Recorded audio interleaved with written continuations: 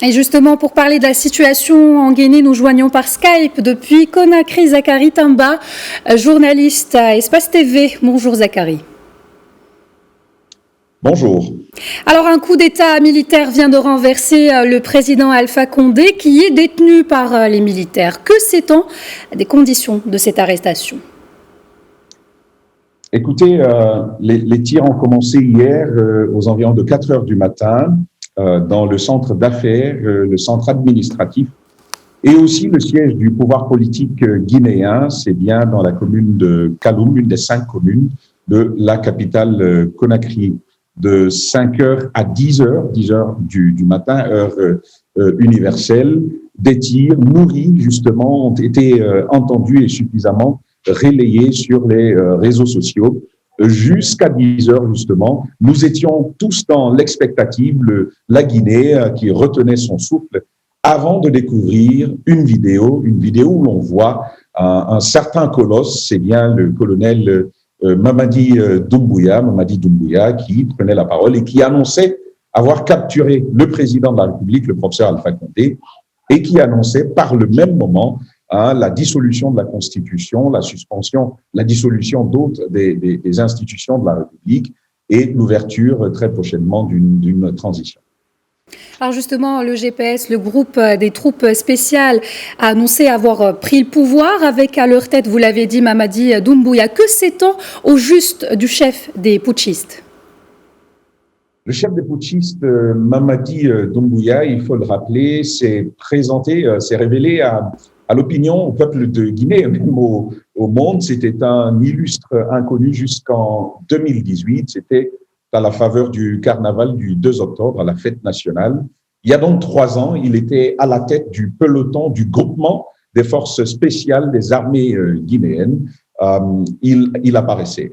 5 informations importantes pour le connaître.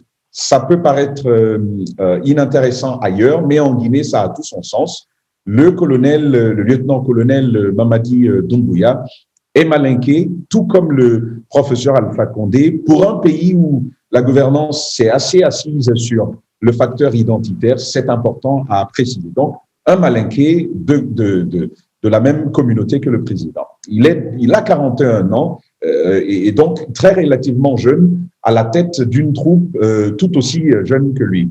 Le lieutenant-colonel Mamadi Doumbouya est donc commandant de cette unité d'élite, il faut le rappeler, qui est assez bien formée par rapport à la moyenne des formations que nous avons au sein de l'armée guinéenne. C'est une unité d'élite et lui, il est à la tête de cette élite-là, de cette unité, et il a fait partie de la Légion française. Cela a déjà été largement dit.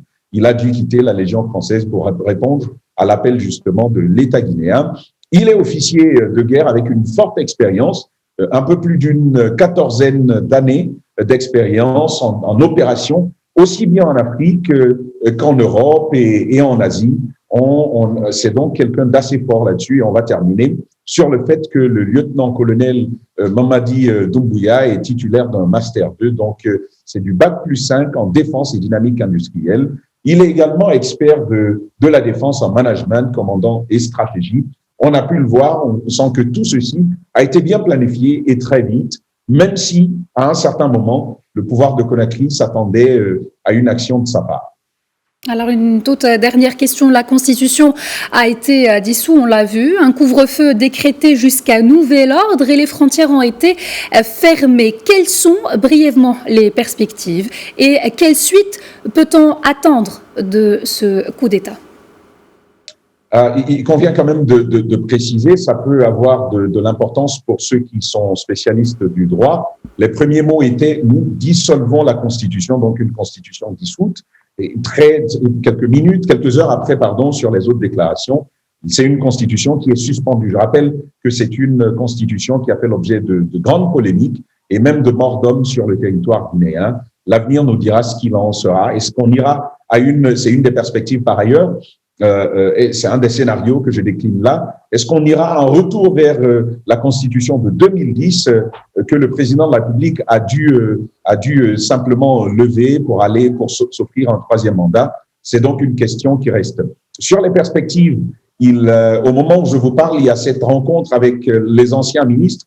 Et là-bas, il y a au moins 19 ministres, je le relevais il y a 1 heure, au moins 19 ministres qui se sont mobilisés. Le président de l'Assemblée nationale y est également, le Premier ministre Kassori Fofana y est également, donc une forte mobilisation à l'appel de Mamadi Doumbouya.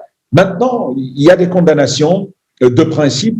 L'ONU, l'Union africaine, la CEDEAO et d'autres pays amis qui ont condamné et qui ont appelé justement au rétablissement de l'ordre constitutionnel. On verra ce qu'il en est, mais dans le cadre guinéen, reste à savoir si les acteurs de la société guinéenne, toutes les mouvances, entendront cet appel du colonel Mamadi Doumbouya.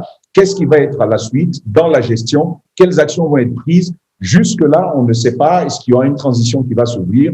Quelle en sera la date? Quels en seront les principaux acteurs? Tout ceci reste à élucider et c'est dans les heures à venir.